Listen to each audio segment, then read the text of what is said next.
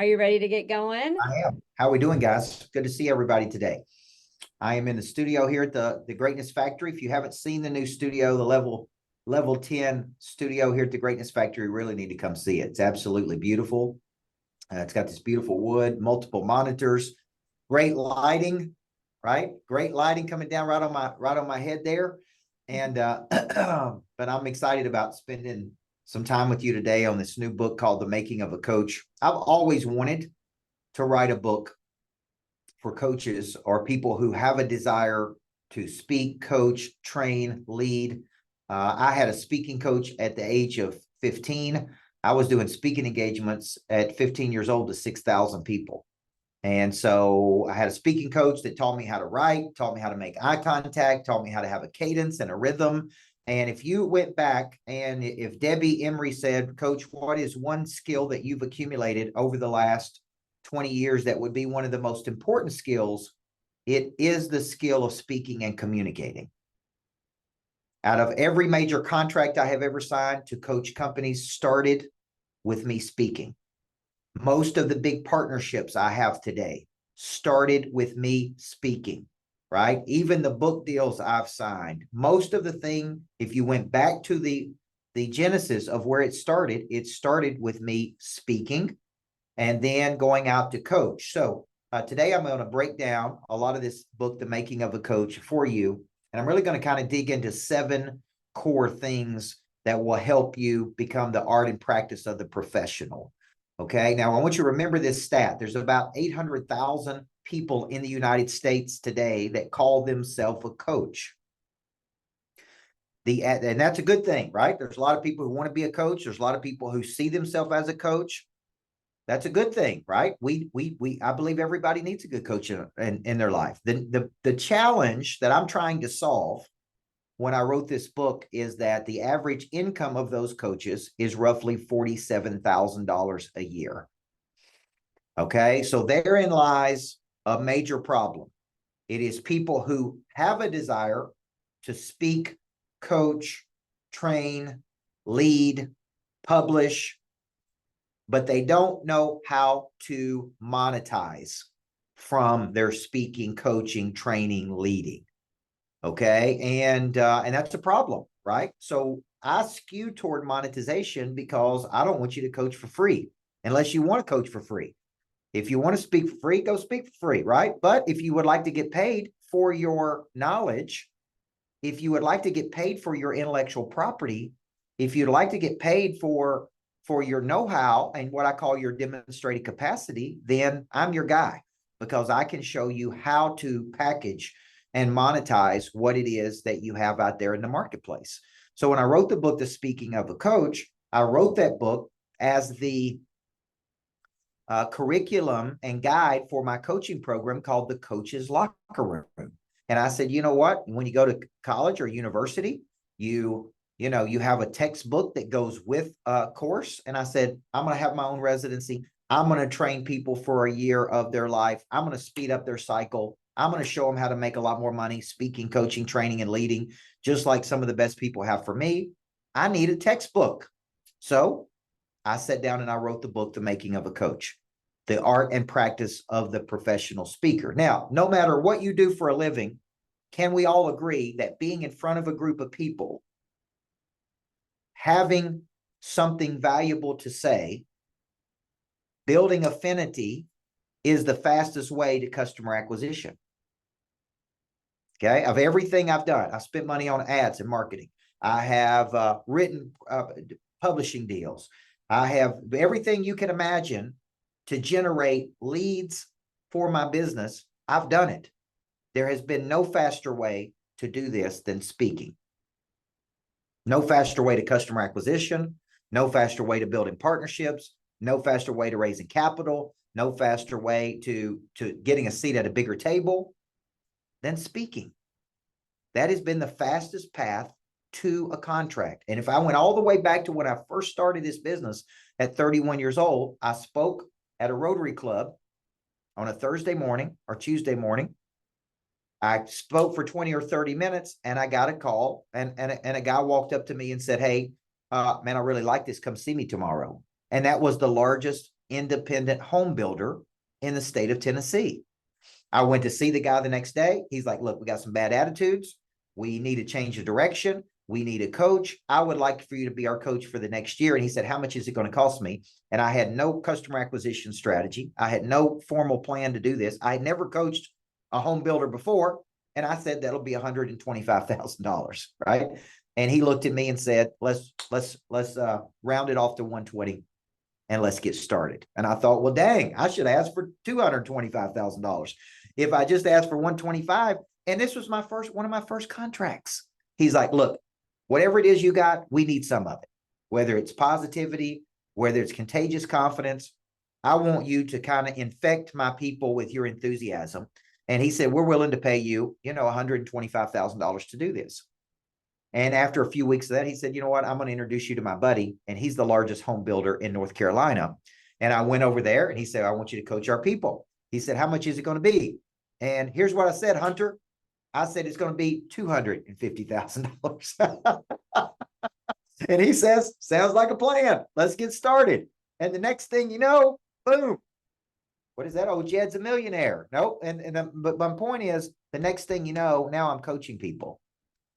So I'm speaking and I'm getting coaching assignments and I'm signing six-figure deals to coach people. And guess where all of that started? It started with me having a clear message. It started with me having something valuable to say. It started with a demonstrated capacity of being a championship women's basketball coach for a decade. It started with me writing the books. It started with me taking my body of work and putting it into something that people could consume. And they could consume it through podcasts. They can consume it through the books I write. They can consume it. They can consume it from seeing me speak. They can consume it from webinars that I do like this. They can consume it from coaching programs that I built. Now I'm getting into licensing deals, publishing deals, private equity, like you name it. And it all started with just me having a message. Okay. And this is why what we're going to talk about today is so critical. Now, let's talk about what a good coach does, because how many of you have ever had a good coach at some point in your life? Probably everybody on here, right? It's why you're here. And I want you to think of a coach as a person that accelerates. I want you to think of a coach as a person that brings a strategy. I want you to think of a coach that brings a structure that you don't have. Okay. Sometimes they bring a confidence that you might need. But many times, most winning coaches bring a confidence and a structure. Okay. And what they're really bringing to you is they're bringing a way to accelerate a path in your life. And I always tell people you got two paths, the easy way and the hard way. And the hard way is for you to try to do it on your own. The easy way is to say, who can help me do this, man? Who can help me go from A to B? So if you were going to someone to say, look, I want to speak, I want to get on stages, I want to coach, I want to create products, you could try to figure this out on your own, or you can go to someone who's actually done it. And you go, hey, show me how to do this. But if there's not attention in your life, then you never really make a move, right? It's like I always had a dream to speak. I can't tell you how many people said I always had a dream to write books. I always had a dream to speak on bigger stages, or I always had a dream to go do what you do, Coach Burt. And I'm like, well, let's get from thinking into doing. Let's get from you talking about it into doing something about it. And that's really what we're gonna cover today. So I think number one, I believe everybody needs a coach. Number two, I believe a good coach can change your life. And number three, I think a good coach will have conversations with you that you may or may not want to have. They'll push you to do some things you may or may not want to do, but they will really help you become something that you did not think you could become. And that's what a good coach will do for you. So two options: slow or fast, easy or hard, dreamer or doer. And finding your who, finding your person who can really help you do this is one of the number one things you can be thinking about. Who can help me get my book together? Who can help me get my message together? Who can give me a structure? Okay. So that's what we're going to tackle today. Now, I've already told you the problem. So here's what I want you to do for the next hour and a half. I want you to show up. I want you to plug in. I want you to engage with me. You can ask questions. We'll be teaching 7 core principles that I've used to build out these coaching businesses and all the businesses that we have.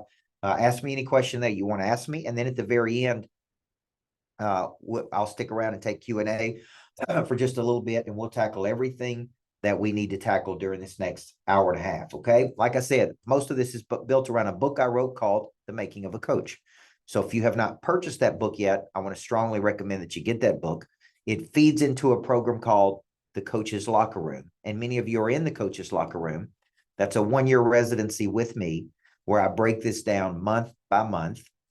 And then I also have a 2-day program called the Michael Burt School of Speaking, Coaching, and Writing, which will one day, one of my dreams is to have that for 18 to 25 or 30-year-olds, which will be like a university. So you'll actually go to the Michael Burt School of Speaking, Coaching, and Writing. If you have a desire to do what I do for a living, you'll go there for your university. Okay. That's just a personal dream that I have that, but you guys know me. When I talk about dreams, guess what happens next? Right? David Lee, when I talk about dreams, I'm making them dreams happen. Okay. So it's just a matter of time before you'll see one of them schools pop up. Okay. Now let's start today. And we've got Carrie on here, Carrie Robinson. It's not Robinson, it's Robinson. Took me about a year to get that right. She can help you as one of our coaches. I've got Kelly Eisler on here who can help you as one of our coaches. We've got Jana Creel on here who can help you as one of our coaches. And I think that's all the coaches we have on here. But if you have questions, talk to your coach, the person that's assigned to you. And if you don't have a coach, just reach out to Carrie at coachburt.com and say, I need a coach. And a coach can be assigned to you because we kind of spread everybody out. So they had a coach. Okay. All right. We're going to start today with what I call demonstrated capacity. You have a desire and you have a demonstrated capacity. And a demonstrated capacity is a set of knowledge, skills, habits, methods that you have actually shown a capacity to do. Okay. And as it relates to that, I want you to think of it this way. You are most qualified to help other people on something you have already done. So if you ever hear Milet talk about you are most qualified to help you 5 years ago. Okay. You're most qualified to help someone you used to be. Something happened in your life and you had a breakthrough. You had a breakdown. You codified a strategy. Out of all the things you could speak on, coach on, train on, there's probably a few things that you are most qualified to coach people on because you have the greatest demonstrated capacity. Okay. Now, and you read the parable of the talents, the master gave each person a number of talents. A talent in the Bible was a sum of money. And they gave each person a talent, a sum of money. 1 talent in today's world, 360,000. 2 talents, 720,000. 3 talents, over $1 million. And they gave each person a talent based on their ability. And he said, take this talent and bring it back with interest. Go do something with it and bring it back. Well, another word that I use there as it relates to ability is demonstrated capacity. I didn't write a book about winning championships until I won a championship. Does everybody see that? I wasn't qualified to write a book. Okay. I didn't write Single Digit Millionaire until I was worth between $1 and $10 million. Okay. So if I was worth 10 to $20 million, I could write Double Digit Millionaire, right? So it's like when you start thinking about this, I see people do things like how to exit a 9-figure company, but they've never exited a 9-figure company. It's like you don't really know what you're talking about because you've never actually done these things. Okay. Now, so let's put these into 2 buckets. There is something you have done and you are a true expert on this. Like you have really mastered this. You have shown a demonstrated capacity. Other people would pay good money to learn what it is you know. Okay. So let's put that in bucket 1. And then there's what I would call an aspirational dream. Like one day you want to become something. Like the people that write books about self-made billionaires may not be a billionaire, but maybe they spent 3 years researching billionaires. Maybe they codified everything that a billionaire does. So when I wrote Person of Interest, I really wasn't a person of interest yet. I just had a desire to become a person of interest, and I studied what people of interest have. And I basically codified it into 8 ingredients. And I go, you know what? These are the 8 ingredients of people of interest. And I become an expert at studying the habits of the top 1% of performers. I became an expert at codifying what people of interest had. So that's a way to speak and write about something that you've studied. You really know a lot about something. Maybe you haven't done it yet, but you have codified it. Okay. Or you've actually done something. Okay. And by the way, when I wrote the book, The Anatomy of Winning, which is about how to build winning championships, I couldn't sell it to coaches. They wouldn't buy it. Right. So really, business people were more interested in it than coaches were. Coaches have big egos. Even if they've never won a championship, they still don't want to study from their competitors. So I wrote a book about winning championships, and I couldn't sell it. It was not packaged correctly. The name, I don't know where I came up with the anatomy of winning. It's like, how do you break down winning? And I made this really bad mistake of putting me on the cover that was half me, half anatomy of a person's really freaky cover. And so we couldn't sell that thing to anybody. Okay. So it's bad naming, bad marketing, great content. Like if you wanted to win a championship, like this is exactly what I did to build a championship team, but we couldn't sell it because it was poorly packaged. How many of you have ever had a great idea, but you poorly packaged the idea?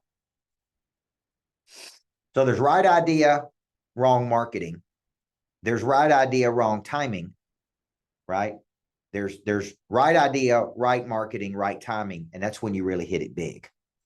So this is why the power of a concept is so important. So in step number 1 of these 7 steps I'm going to give you, I want you to really understand the concept of codifying. And this is where a lot of people struggle. Okay. It's like you have a demonstrated capacity, but you haven't taken the time to deconstruct it. You haven't taken the time to codify it or codify it. You haven't taken the time to break it down. So it's all in your brain. Okay. And I am a student of deconstructing concepts. When I wrote the book, Flip the Switch, that became a Wall Street Journal bestseller for me, I actually studied the top 20 motivational theories. I deconstructed those theories. And then I came out with my own theory of motivation, which is there is a drive inside of a person. I'm calling that drive a prey drive. This book is going to show you how to activate it, how to build a persistence to it, how to build an intensity around it. It's going to show you the 5 activators of that drive. I became a specialist. Really, I positioned myself as the world's leading authority at activating that drive inside of people. Now, how many of you think that's a valuable skill to have in the world? How many companies want their people to have that skill? How many people want to know how to activate? How many people have potential and don't know how to activate that drive? So if you notice, I'm wearing today Prey Drive. I trademarked those 2 words, Prey Drive. And I'm the only person on planet Earth that can talk about it in humans. So anytime I have a big concept, I deconstruct that concept. I package that concept. I then market that concept, and I monetize the concept. And if it's a big enough concept, I trademark it. I trademark the Greatness Factory. I trademark competitive intelligence. I trademark Prey Drive. And what I did is I said, I'm going to be the #1 dude in the world at activating that drive in people. And when I hit that, I really hit a home run, man, with that concept. So when you think about it, Moshita asked me, how do I come up with concepts? I'm like a songwriter. I read a lot, and I am looking for a hook. I'm looking for 2 words together. I'm looking for an action. I'm looking for something. I go, you know what? Nobody's talking about that. Nobody's talking about this. And this is called Vuja Day. If you've ever heard of deja vu is where you've heard it before. How many books are there on motivation? How many books are there on self-help? How many books are there on inspiration? Nobody was talking about Pray Drive, not in this context. And I go, boom, that's a home run. Okay. So like a songwriter, I'm looking for a hook. I'm looking for something. So when I get called to speak today, many times they say, we want you to do Pray Drive. Or I'm getting a lot of requests to speak on packaging. We want you to do Package Your Purpose, which I'm doing next Monday in Destin, Florida. So it's like, okay, we want you to come in and teach these people how to package their intellectual property. They're real smart. Some people say person of interest. I want you to come in and teach our people how to become people of interest. Some people say, I want you to talk about how you build this greatness factory. Some people say, I want you to come in and activate the Pray Drive in our people. Everybody see how they're locking into a word or two words? That's an anchor. And those people are locking in going, boom, that's a big concept. Okay. And we'll get into concepts here in just a few minutes. So I want you to think right here, a couple questions for you. Okay. What is your ultimate desire with this? Do you want to speak on stages around the world? Do you want to host your own events? Do you want to have your own podcast that you build to millions of people? Think like a Joe Rogan. He went the podcast route. Ed Milet, podcast route. Right? It's like, what do you want to do? What's the desire? And what is the demonstrated capacity? What are you most qualified to help me with? And what is your method for helping me? Listen to what I'm about to tell you. You're not selling me a personality. You're selling me a method. I am paying for a method. Think about why EOS, Chase, has gotten so big. The EOS method, he's got 700 implementers, the entrepreneurial operating system. Think about why the E-Myth became so popular. Think about a method that someone has created. And ultimately, that is what you're selling me, a method. And that is a methodology. It's like, how did you do this? Next in May 10th, 11th, I'm bringing in Adam Coffey, who has purchased 58 companies, $3.1 billion. He's got a method. He calls his method buy and build. He's going to come in. He's got a method for exactly how he buys the companies. He's got a method for how he grows the companies. He's got a method for how he sells the companies. That's what I'm buying. He wrote about that method in Empire Builder. He wrote about it in Private Equity Playbook, and he wrote about it in the Exit Strategy Playbook. I'm buying a method. Okay. So what is your method? What is your method? Number two, have you taken time to codify the method? That is literally break it down in steps. So listen to me here, Dr. B. I got Pray Drive's my concept. I got a subtitle of how to activate the drive in you to achieve a freakish level of success. I got 3 phases of that drive, and I got 5 activators of that drive. See how I codified that? What is it? What's the subtitle? How do I activate it? Right. And then I basically write a book around that. And the book solves a problem. It's like, man, I'm complacent. I need to get my Pray Drive together. Man, I've lost my mojo. I need to get my Pray Drive going. I got this, right? Like the book solves a problem. Money changes hands when problems are solved. Okay. Now you go to a bookstore today, and all of those books you could buy, you're either interested in learning something, or you're buying a book to solve a problem for you. It's like, man, I need that book, right? I'm interested in private equity. I'm buying this book. I'm interested in scaling. I'm buying this book. I'm interested in buying my time back. I'm buying Dan Martell's book, who was in here last week. There's something I want to learn, which is why I'm coming to you. What is that something? I hear so many people say, I want to be an inspirational speaker. I want to be a motivational coach. That's not what people are paying for.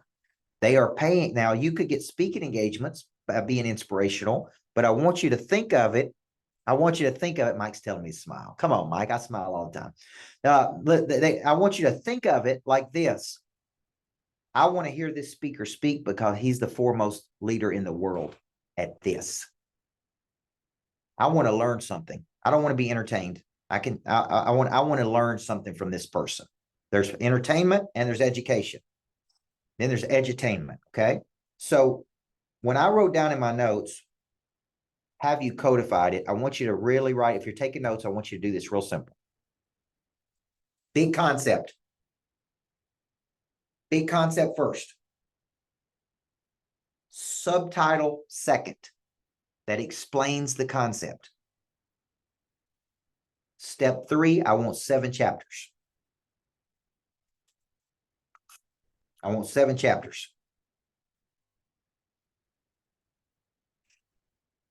Okay. Big concept, subtitle, 7 chapters. You say, why 7? You could have 5. You could have, whatever you want to have. Under each chapter, I want 3 supporting concepts under each chapter. This is how I write books.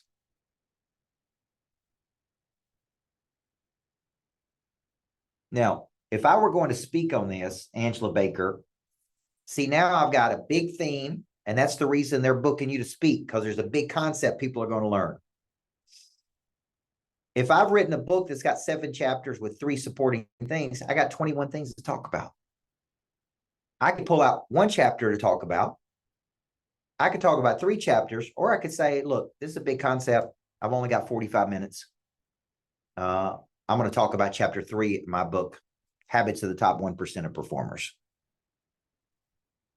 Okay. And then I'm going to invite you to go deeper with me, because the speaking engagement opens the mind. The coaching program changes the life. Everybody hear that?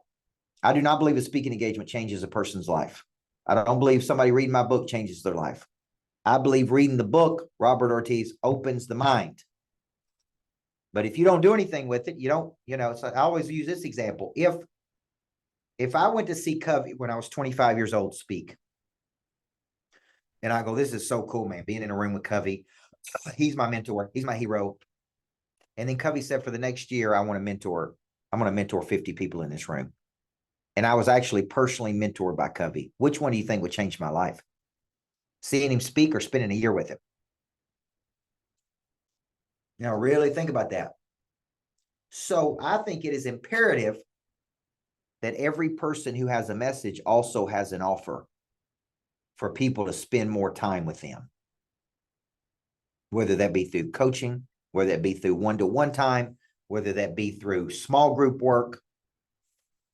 The speaking activates the interest and the curiosity. It opens the heart. It opens the mind.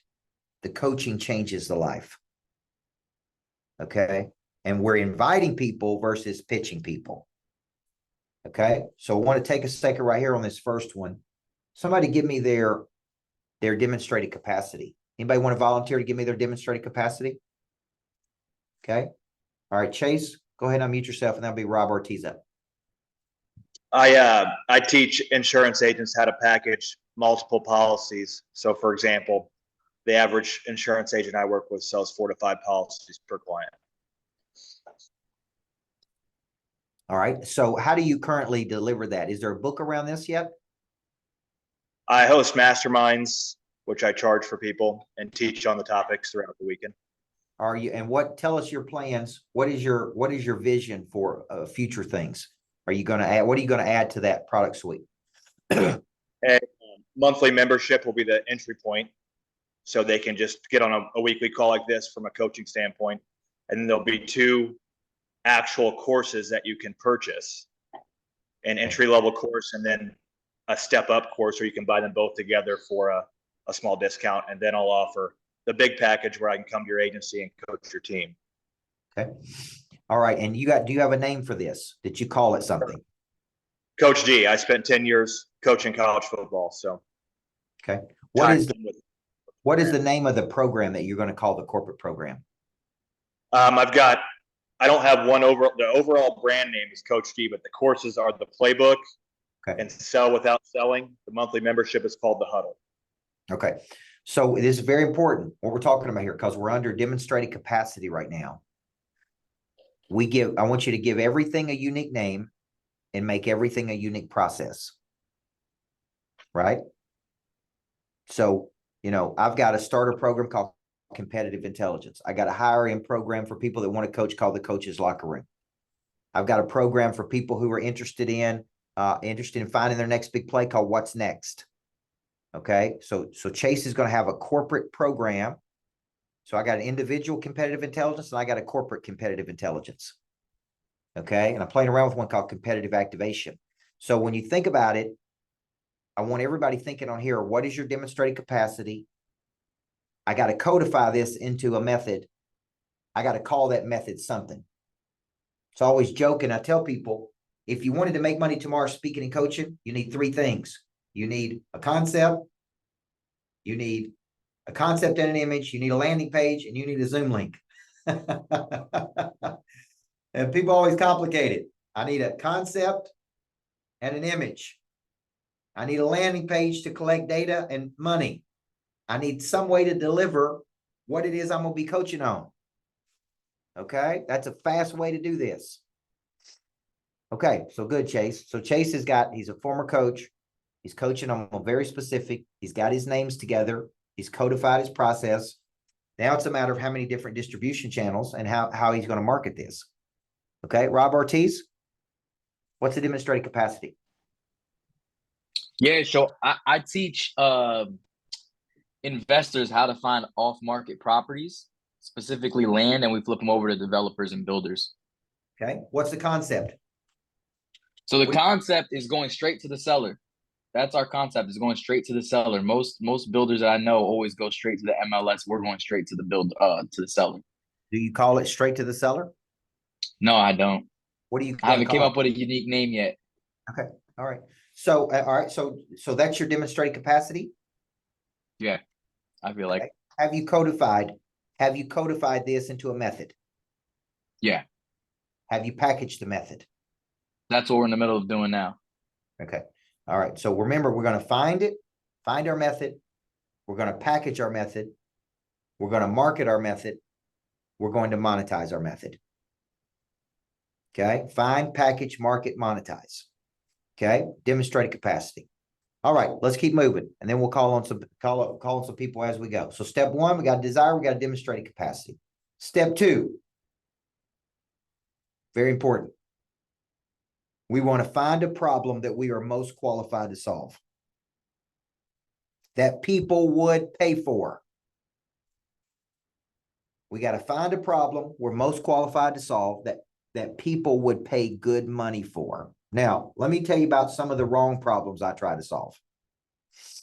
When I left being a basketball coach, my skill set was inner engineering players, competitive intelligence, teaching people how to win at a very high level.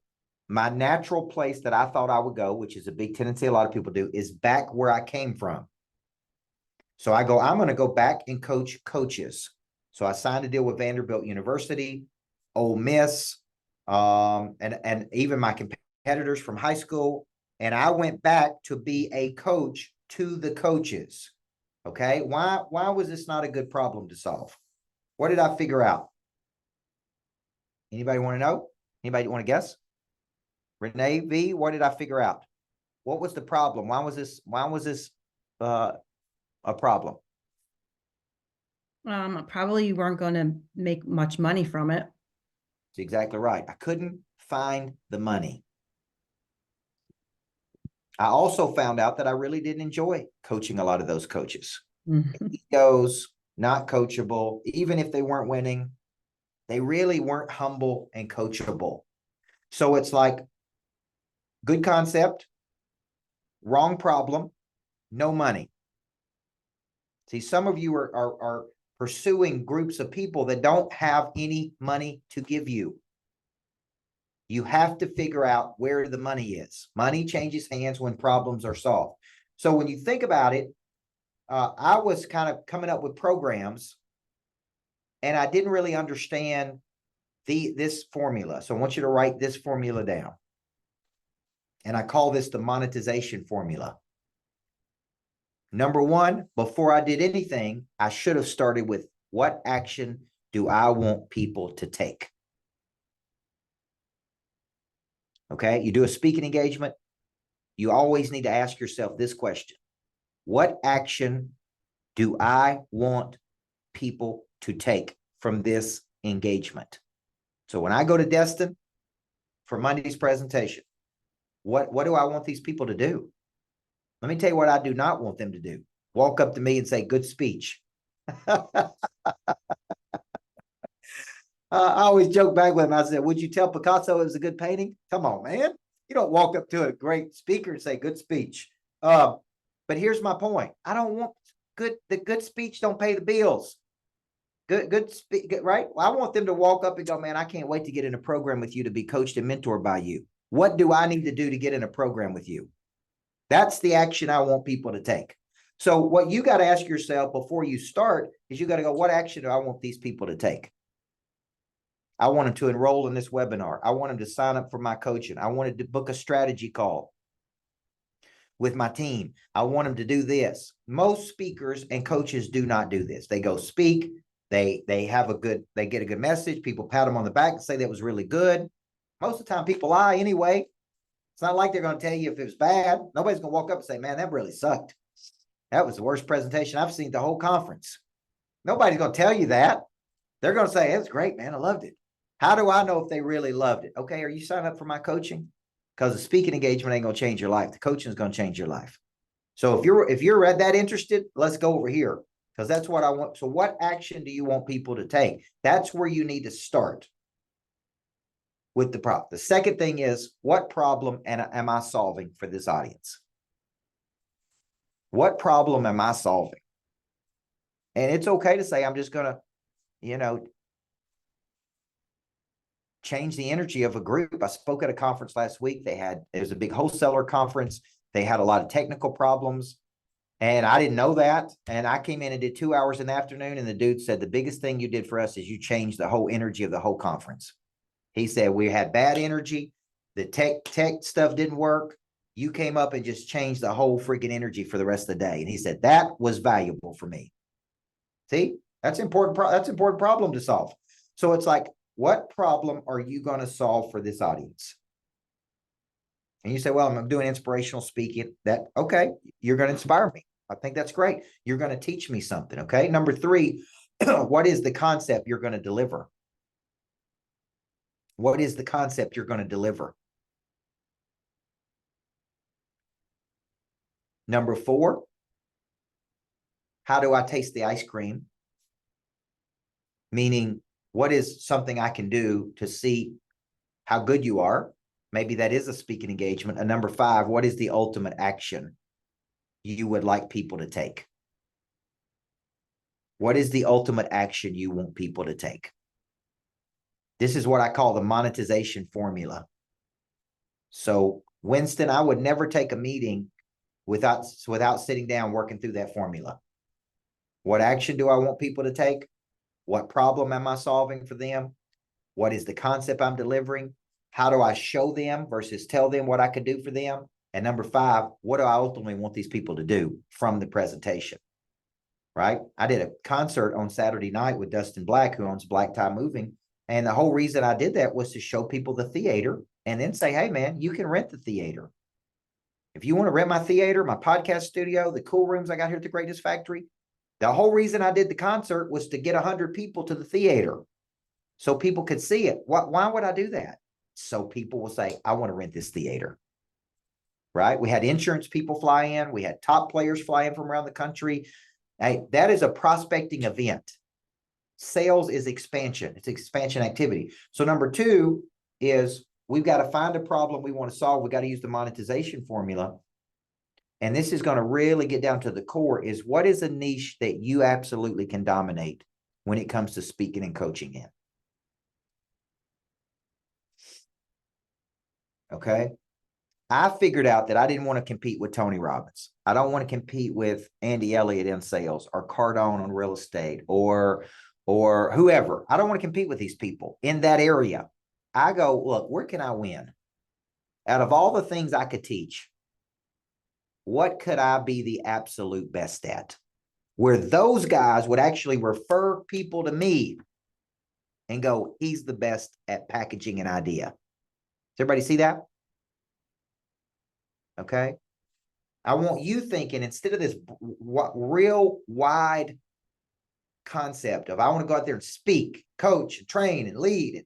I want you to think, what am I the best at in the world? What is this one thing that I can win the most at? And I've chose packaging, right? Helping people package their intellectual property, speaking, coaching, training, leading, packaging what it is they have. I think I can beat anybody in that area. Okay. So this is a very important thing. Okay. So I want you to think tackling a singular problem with a singular solution. Tackle a singular problem with a singular solution. Okay. So on Monday, I'm going to be doing package your purpose. Package your purpose, how to find, package, market, and monetize. Now, what offer, Gary Wicker, do you think I'm going to invite those people to take when they see me speak in Destin? What do you think I'd want them to do next? Come alongside and do something a lot more with you. That's right. And you know what I'd want them to do? Join the coach's locker room, where I can mentor them for 1 year through a residency to teach them how to do this. Okay. So I'm going to show them step by step. If they can't do that, I'm going to say, what you could do is come to the Michael Burt School of Speaking, Coaching, and Writing. If you want the whole board and learn it in a year, come to the coach's locker room. Let me mentor you for 1 year in how to do this. If you can't come to that for some reason, come to the Michael Burt School of Speaking, Coaching, and Writing, which is 2 days with me. That's the whole reason I'm going to Destin. Okay. Impact people and invite them to something in the future. Okay. So I want you to type in the chat box. What do you think is your niche that you could win based on your demonstrated capacity, that you feel like you could dominate everybody? Took me a long time to figure this out, guys. Took me a long time to figure out, you know what? I think I can beat people in packaging. Okay. Let me read some of these.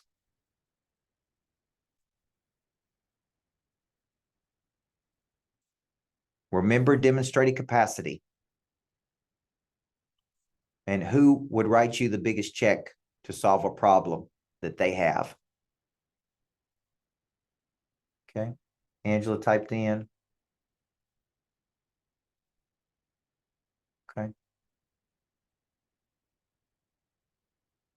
Okay. Now let me add some things to it. Thank you, David Lee. CJ, right seat on the bus. I like this. Transition from the military, okay, into real estate. Okay. All of these are demonstrated capacities. Now it's like, who would pay me the most money for this? Is it a problem? Is it a problem that I'm excited about solving? I mean, how many of you heard me talk about going into the prison system for 4 years, coaching offenders, changing people's life in the prison system for 4 years? I mean, they paid me $450,000 for that assignment.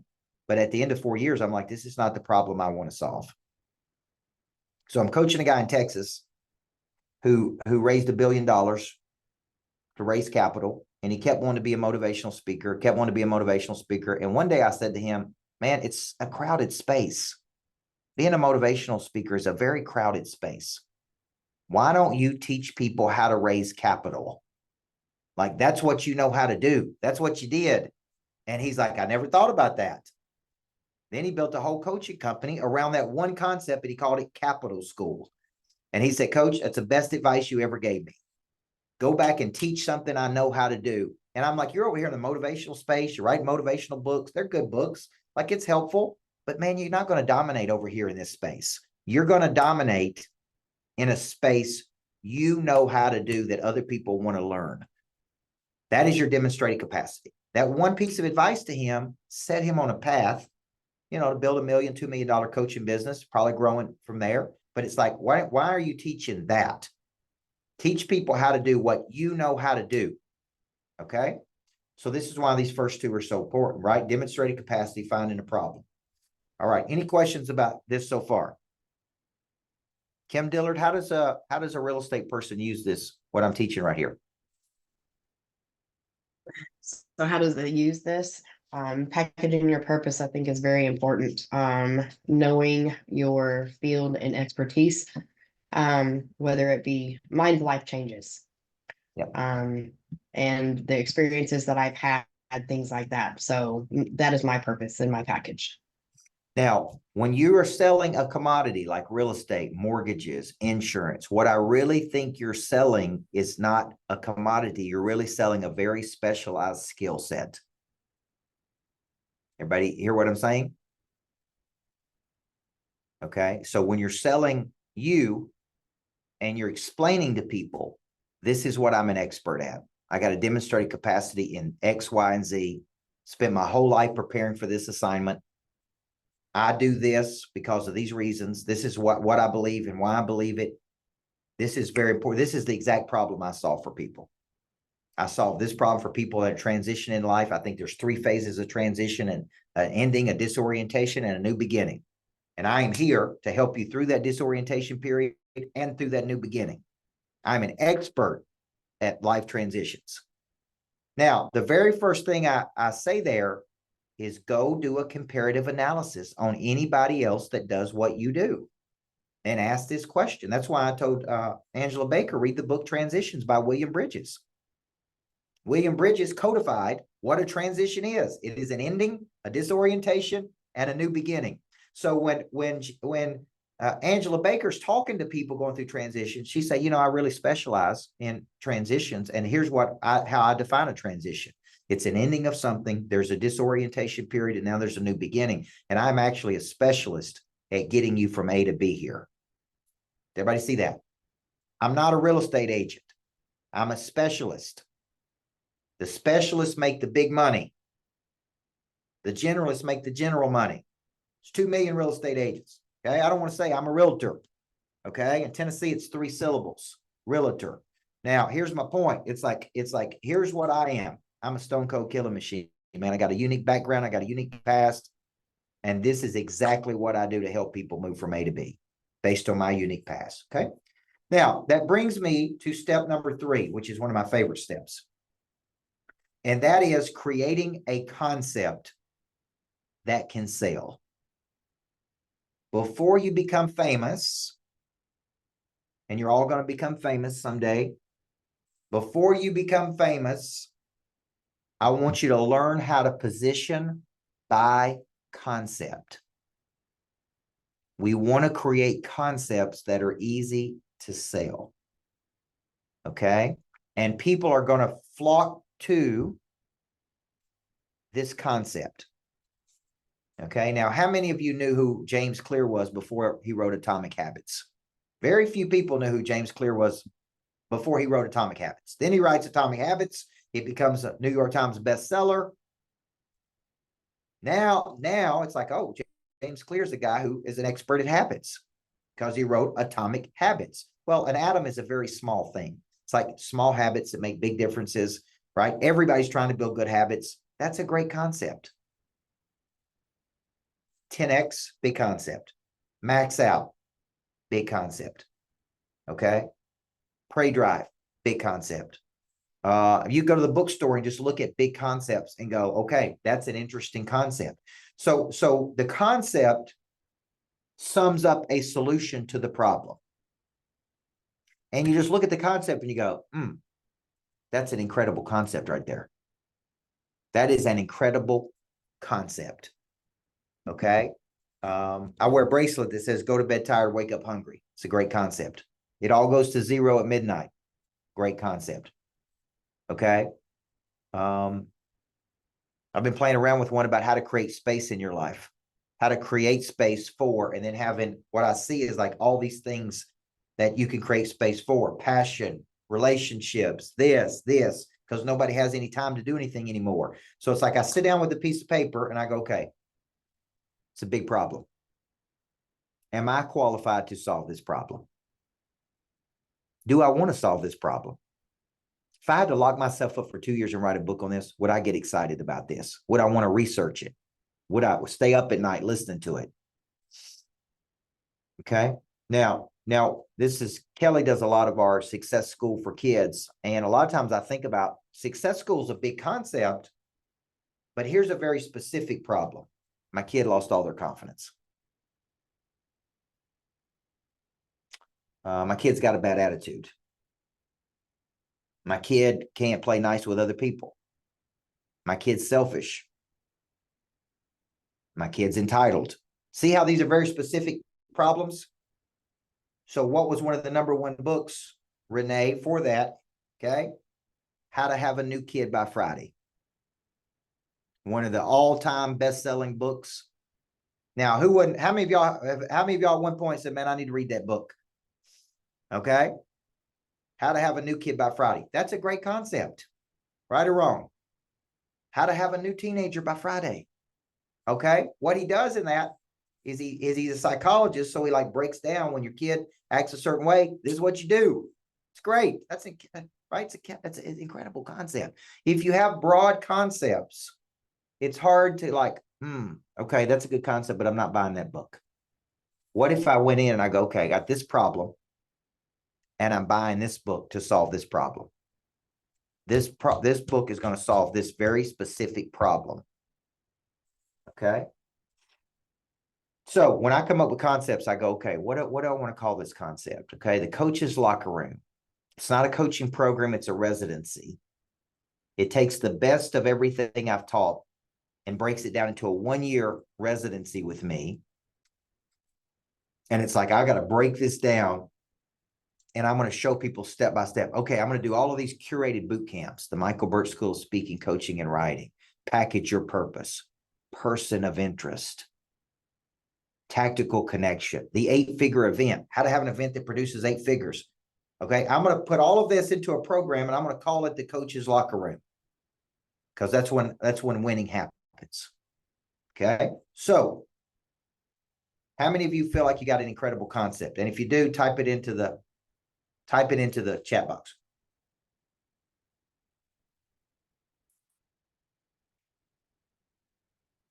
And what problem does it solve?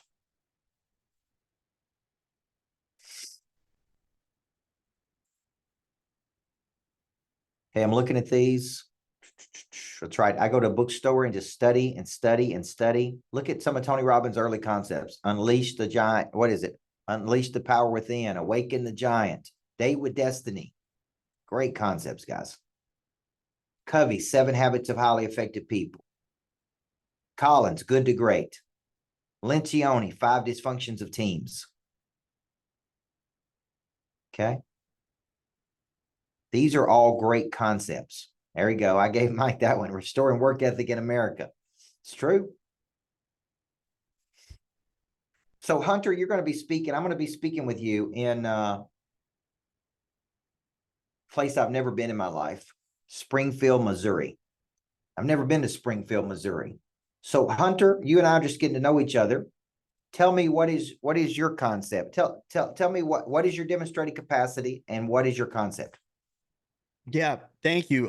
What's up, everybody? I'm happy to be here. I'm kind of new to this space, originally from Chattanooga, Tennessee, but I've been out in Los Angeles, California for the past 12 years, coming off of a hit Netflix TV show called All American. So I've been an actor for the past 12 years, and not many people in the entertainment industry really think about what the next step is, or perhaps are even interested in the business side, the sales side, the scaling side, the relationship side of things.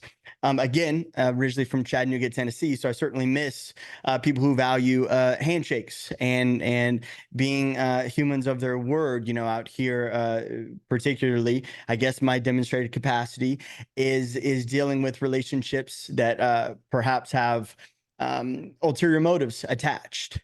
So it's identifying those and allowing everything to be for me, not against me. Just this call alone has been very eye-opening, and it's cool to see so many people who care so much about being better in life. Truly at the root, not just on the surface. Again, with likes and shares and comments, but people who really set aside time to study and train and develop their skill set of being a human being. So again, I mean, I'm taking notes over here. I think I'm defining all of these great questions that you're asking. I don't think they get asked enough. I don't think they're necessarily popularized. I think, especially in my world, it's hashtag, you know, what's trending. But this is the real work that I think moves the world forward. And I think that we're all becoming the leaders and teachers of the next, of the future. And so I'm just kind of been a student thus far, and it's been a treat. All right, so let me ask you this, you know, I think being an actor or being that is a lot harder than people think. Even in some of the shows that I've been in, or going out and doing stuff with acting coaches, it's a lot harder than you think, and it's a real skill. So when you go back, and I want to use this as an example because he has a demonstrated capacity. He went from Chattanooga out to LA, which is a big deal because it's a lot different in Chattanooga than it is out in LA. And he went and pursued something. Do you think you want to go back and solve a problem? And I'm doing this for everybody's benefit. So pay attention to this because I'm coaching while I'm coaching. Do you want to go back and I heard a problem in there. Most actors don't think about their next move, how they scale, what they do. Is that the problem that you are interested in solving? No, I think it is a problem, but again, I'm not necessarily waking up dying to solve that. Something that I've really learned is to seek affirmations from my actions, not my acknowledgments. I always thought that the hardest worker won the biggest prize, and then I got into a space that is very objective and subjective and unfair. So is life, though, right? So just understanding that as a human was a big eye opener to me. So I've always said, you know what, I need to win and become the best so I can speak to it. And I got very fortunate. A lot of luck was involved, but I got on a show and it took off, and we were the #1 show on the #1 streaming platform, Netflix, which is insane. Can't take all the credit at that level. A lot of luck has to go into it. But it was remarkable, really changed my life. So I was around people who I had always looked up to, and I would have conversations with them, and they were lacking. I would ask what they were doing on Saturday and Sunday, and it didn't interest me. It wasn't hard work and dedication. It was right the opposite. So I said, wait a second. All these people who is particularly in my space have these high pedestals that they rest upon, but they aren't really about the work and the business, and they're not the role models that the rest of the world perceives them as. So I said, okay, cool. I want to stand for the truth. So I have to just seek affirmation for my actions, not necessarily my acknowledgments, knowing that I wanted to chase a human being that was looking back at me every night when I brushed my teeth, that I was really proud of being me, opposed to validation from the world's idea of me. So that's a problem, I think. Maybe self-image and confidence and striving to earn it, again, through your actions, not external acknowledgments or affirmations. Okay. All right. Now, I love everything he just said. When my brain hears that, all right, so Kelly, Jana, let me tell you where my mind goes to. Packaging that. So let me tell you, so let me show you how to take these things and put them into what we'll talk about next, which is packaging. Okay. So the way I package a concept is I package a problem with a solution. And so I may tell a story like this. You know, the world tells you what success is. The world's going to tell you success is fame, money, looks, education, status, power. Like the world is going to tell you these are all the things that success is. But could we be a success in one role of our life and a failure in another role of our life? Could we be sometimes successful failures? Everybody see how I just did that? So the way I frame up a concept when I'm talking about it is I'll say, you know what? The world's going to tell you success is looks and this and this and this and fame and power and money and all this stuff. If you just accumulate all these things, you're going to be real successful and you're going to be real happy. Okay. But what if we were really successful in one role, but not very good in another role? And I call that the successful failure. Okay. Now notice how I gave it a name and I told a narrative. Everybody see that? So when we move into packaging, which we're moving into, Hunter gave me a great segue there because packaging is taking a concept and putting it in a way that other people can consume, right? Giving it a name. So I've got a talk called The Successful Failure. I wrote a book called A Successful Failure. I have a webinar called The Successful Failure, right? And I'm just using it as an example. Okay. So it's like, I'm going to give it a name and I'm going to put it into something that other people can consume. Okay. And that something could be any of these things I'm about to give you. It could be number one, a 4-week course. It's like, hey man, I'm doing a 4-week course on how to do this. And all I need to do that 4-week course, if you're taking notes, Moshita, is I need a name and a concept. I need a landing page to collect data and money, and I need a Zoom link to deliver the 4 weeks. Everybody see how simple I'm making this? I don't need a lot of things. I need a concept, a landing page, and a way to deliver it. That's it. Okay. Or I need an asset, like the making of a coach is a book. Asset, landing page, Zoom link. Okay.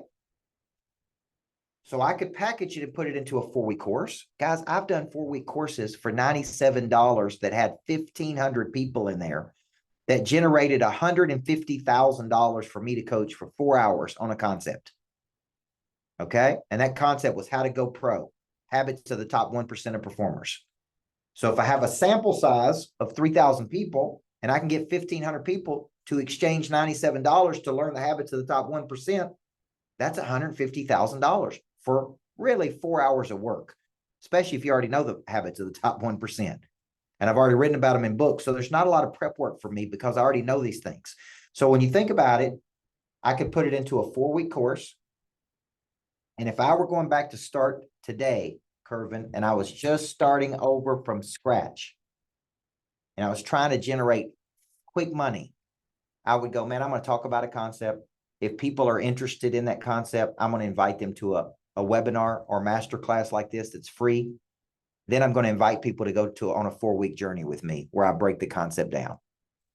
And I'm going to charge $97 or $197, right? If I had to go back to the beginning, I would literally make it that simple. Concept, some type of activation point, delivery. From those people, there would be people who go, you know what, I'd like to go deeper than this 4-week concept. What else do you have for me to purchase? That's why I need a product suite. What else can I do with you? So you could package it into all kinds of things. Okay, all kinds of things that we could package into all of this stuff. So you got to ask yourself, it's like, all right, how do I want to do this? I'm going to write a small book. I'm going to do a podcast. I'm going to create a masterclass, which is what we're doing here. I'm going to do a 4-week course, or I'm going to build out a coaching program. The Coach's Locker Room is a coaching program. The Michael Burt School of Speaking, Coaching, and Writing is a 2-day boot camp. Okay. When I go to Atlanta, Wednesday of this week, that's a 1-day workshop, 4 hours with me, ticket price like you're going to a concert, $297, $497. I'm going to come in and coach for a few hours. That's a showcase event for me to really get out and get in front of people. Okay. And I like going on tour, doing things, right? It's like I'm going to Atlanta, I'm going to Chicago, I'm going to Miami. It's like instead of sitting, I like doing. So it's like, I'd rather just get on the plane, fly to Atlanta, meet and greet people, and get in front of people and showcase. And some of those people go, I would like to go deeper with you. What can I do? So what are all the things I could do with you today? I could do one-to-ones. I could put you into this coaching program. I could do team trainings, right? This is where the product suite comes in. Renee, what's your question? So my question is about, so all of these ideas, and I've tried to implement a lot of them. And I think like the roadblock I'm running into is just no one knows who I am. So like if they see Coach Burt is doing XYZ ABC, they're gonna go because you're known. So I think like what I'm struggling with is I'm offering a lot of, as far as I'm concerned, a lot of things, but I'm not getting the people to the things. Yep. So when you were starting out with all of this, what was the best way for you to become that person of interest besides, because I'm writing a book this year. I mean, I have things like on the pipeline that I'm doing, but it's like pulling teeth to get people to come to something when they don't really know who you are. Well, and the truth is there's 2 things there I'm hearing. One, the concept may not be strong enough yet that people would come, and the market's telling you that. Yeah. The concept is not strong enough.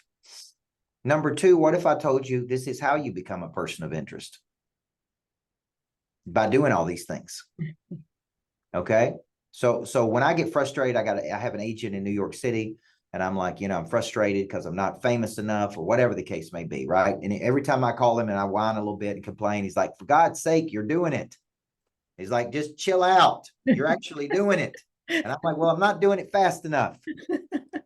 Right. And he's like, but like, look where you were 5 years ago, for goodness sakes. Right. He's like, you're doing it. You got a Wall Street Journal bestseller. You're freaking doing this. You're doing this. He's like, just take a chill pill, because you're actually becoming known in the world. Everybody see that? So one of the fastest way I have become known, Renee, is through strategic partnerships. Partner with people who are known. And what that does is it cross-pollinates. Like today, we had John Cheplak here at the Greatness Factory. He's a famous real estate coach. And we had Dan Martell here last week, who wrote Buy Back Your Time. And we got Jasmine Starr coming in here, and Amy Porterfield this week. And we got Will Gadara, who wrote Unreasonable Hospitality, coming in on Wednesday. And all these famous people, they're coming here to the Greatness Factory. It's like, okay, that's how you become famous, is you're hanging around people that are doing things. And it's like, oh, you're really good. You're talented. Okay. But famous means known. That's all it means. It means known, renowned, and celebrated. So if I want to be a famous country music singer, I come to Nashville and I get in a room with people and I'm like, all right, what are y'all doing? What do I need to be doing? Who do I need around me? You see where I'm going? It's like, what do I need? Who do I need around me? What stages do I need to be on? So sometimes I'm going to actually talk about this in step number 6, which is building an audience. Mm-hmm. But part of building an audience is creating this intellectual property, writing the book, having the podcast, doing the speaking engagements, doing strategic partnerships, right? You somehow convinced me to come to Philadelphia, and you may be the only person in America who's been able to do that. Okay. So you just called me on a good day and I said, yes. So my point is, when you do that event, you should make that a big focus. It's like, hey, let's make this a great event, right? Like really buckle down and get some attention and get people in a room. And then it's like, what are they doing next? Okay. Thank you so much. All right. So step 4 is packaging. Packaging is anything the consumer can feel, touch, taste, or see. I can see it. I can feel it. I can touch it. I could taste it. An asset. I got a book. I got a podcast. I got a coaching program. I got a speaking engagement. I got something that people can consume. That is packaging. Okay. See, Saturday night, I got 100 people in the theater. Mike was very instrumental in that. We called it Cool Nights with Wealthy People. And it's like, don't you want to come and learn from other people? Like a guy who built a $250 million company, what he did? Yes. Well, then you got to get in the room. You got to come to Cool Nights with Wealthy People. That's how you learn it. Okay. So let's move to step number 5, cultivating a distribution channel. All of this stuff is in the book, The Making of a Coach. All of this is what I coach people through in the Coach's Locker Room and the Michael Burt School of Speaking, Coaching, and Writing. So I was coaching a guy last week, 1-to-1. He invested $25,000 for that 1-to-1 time with me. And I'm sitting in the money lab with him, and he wants to be a coach. And I said, look, what we need first to make this simple is we need a concept and an image. We need some way to exchange what we have with other people. That could be speaking, could be podcast, because we need to collect data. And the data we're collecting are names, emails, phone numbers. Okay. We're collecting data. We need to be storing data. See, when I go to market something today, if I've got, 60,000 people in my database, I can market to those people. What if I could segment to those people? I'm coming to Atlanta. I want to market to those people. I'm coming to Chicago. I want to market to those people. I'm doing this particular thing in real estate. I want to market to these people. I'm doing this particular thing in insurance. I want to market to all the insurance people. So, but I have to find some way to cultivate a distribution channel so that I can connect with all of these people. Everybody see that? Instagram is a distribution channel. TikTok distribution channel. LinkedIn distribution channel. Facebook distribution channel. Email marketing distribution channel. I need an image. I need to exchange something for something. I need to invite them to something. I need to deliver something, and I need an offer. Okay, these are the 5 things I need. So think about this particular event. I needed an image, the making of a coach. I needed to exchange information with you. I'm going to give you an hour and a half of my time for exchange. You're going to show up. You're going to give me your information, and I'm going to give you an hour and a half of my time. Okay, I'm going to collect that data. I'm going to invite people to this webinar. I'm going to deliver through the Zoom. That's my delivery mechanism. And then I'm going to say, for the serious people who really want to go to the next level, let me be your coach over the next year in the coach's locker room. Let me be your coach at the Michael Burke School, speaking, coaching, and writing. Right? Come see me in a city I'm coming to. Like that's what you need to cultivate distribution. What if we had 5,000 people on this webinar? You're obviously here because you want to be a coach, right? You want to learn the business of speaking, coaching, and writing. So it's like, okay, what do I need to pull you to me? Now, let's contrast that, John Hart, with me going, I'm going to pick up the phone and call 500 people today, one by one, and try to invite them to something.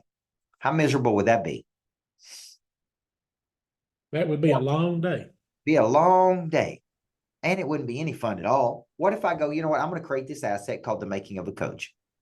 I'm going to send it to my company that packages my intellectual property, okay, which I'd be happy to introduce you to. I'm going to package my book, and I'm going to go for every person that buys the book, I'm going to give them an hour and a half coaching session. Okay. And for the people who didn't even buy the book, I'm going to give those people an hour and a half coaching, and I hope they go buy the book. Okay. And many of them will. Then I'm going to say, look, if you're here and you really want to learn how to do this, you got 2 options: be a dreamer or be a doer. Keep trying to do it on your own, or let me help you. Coach's Locker Room, MB School of Speaking. Which one would you like to participate in? So look at how I'm following my own formula. I got an image. I exchanged collection of data. I'm going to invite you to something. I'm going to deliver something. I'm going to have an offer. And the offer is to invite you to go deeper on this concept. Okay. Everybody see, everything I do is formulated. It's not like just random or sporadic. Okay. And the image is just the image of the making of a coach. Just like behind me is the image says America's Coach. It's just an image, but it lets people know, hey, I'm doing this April 22nd, 3:00, boom, boom, boom. Okay. This is what I call cultivating a distribution channel. Okay. I'm giving away content. So if you've ever seen me do QR codes, if you ever see me opt in here, if you say I'm doing a masterclass, I'm going to give away a masterclass. Okay. For everybody who doesn't show up to this today, you know what I can do? I can say, hey, if you missed my masterclass on the making of a coach, click here and I'd be happy to send it to you. I got an image. I got an invite. I'm going to deliver something to you. You're going to give me your data. Now, if you do give me your data, you're probably indicating interest, that you're interested in doing something. Okay. Then one of my people is going to call you and say, hey, man, I noticed you signed up for this. What are you trying to do? So I'm trying to be a coach. Have you ever considered being coached by Coach Burke? Have you ever been in a room live with him? No, I haven't. Okay, great. First step, we got to get you in a room with this dude, because it's going to be way better in the room than it is via Zoom. Everybody see how I'm doing that? So what I'm doing is I'm creating something to invite somebody to something. So if you had to start right now and create something, what would you create? Would it be a 4-week series? Would it be a masterclass? Would it be a Zoom series? How are you collecting data from people? That's a big question. Like Renee's asking that question. It's like, how do I get people there? Well, she's got to find some way to pull people to her. If she's coming up with concepts, but nobody's signing up for the concept, it could be that you're not hitting a pain point. You're not hitting a strong enough pain point for people to go, boom, I got to sign up for that. Like how to have a new kid by Friday. I'll be thinking along those lines. People have real pain. They're really, where there's no pain, there's no movement. There's no change. There's no nothing. Nothing's happening if I don't have enough pain. Okay. So it's like, you got to hit that pain point over and over and over. So I may say, hey, are you out there running a coaching business, making $40,000, $50,000 a year? And if you are, what if I could show you how to generate $40,000 or $50,000 a day? Okay, buy my book, The Making of a Coach. Sign up for this webinar that I'm doing. Boom, I'm going to show you 7 things that I use to really do this at a professional level. See where I'm going? Okay, and you guys fell for it because you're here, right? So it obviously works. Okay, and I got some smart people on here today. So this is working. So okay, so now that's how I'm cultivating what I call a distribution channel. Okay, I'm cultivating a distribution channel, and we could all get better at that, collecting data, following up with people. All right, now let's get number 7. Am I on 6 or 7? Okay, cultivating a distribution was 5. 6 is building an audience. Okay, which is kind of what I just went through. How many of you are using a CRM system right now? Okay, how many of you are using a CRM system, but you're not effective with that system? Okay, now what I want to do right here is I want to let Carrie teach for a second. Okay, and this is what that means is Coach Bert's got to go to the bathroom and pee. Okay, so Carrie, what you're going to do, because I come right out of 3 meetings before I did this. Carrie, here's what I want you to show these fine folks here. I want you to show them what we do and how you're working with Roger. Roger is who is handling our CRM system. And for when we are getting ready for an event, I want you to talk about how we outline that event with how many emails and what we're trying to do through the CRM system. Okay. Don't you guys love Carrie's hair? Looks like she got new hair, got new hair today. Okay. Welcome through how we do it with an email. Yeah, hey guys. Excited to be sharing with you a little bit about what we do with our CRM system. So we use Go High Level as our CRM, and we work with Roger, who manages all this for us to ensure that there's a front end nurture campaign, right? Which, I mean, how many of you guys received our texts and our emails for this event? Yes. Okay, so there's a front end nurture campaign to push people toward this event. And then there's something on the back end also that will nurture at the back end to ensure that you guys continue to have these touch points from us. Another big thing that we really like to focus on is that personal connection. How many of you received a phone call from one of us? Or a personal text message from one of us, right?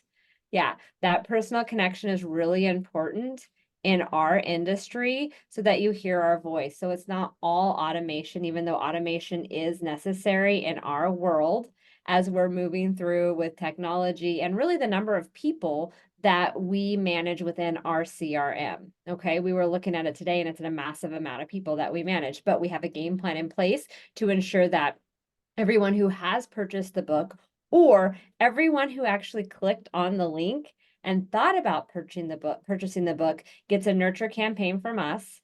So it might be an email that goes out saying, hey, thanks for purchasing the book. It notifies Kelly, Jana, or I, or even Mike, and says, hey, this person is interested in purchasing the book or did purchase the book so that we can make a phone call to you, right? Which you guys all got that phone call or a follow-up text from that. And then what happens as we get close to the webinar, we're going to be sending you emails every few days to ensure that you know it's on the forefront of your mind. Because what happens in our busy world is we get distracted. We lose emails because we get thousands of them a day, right?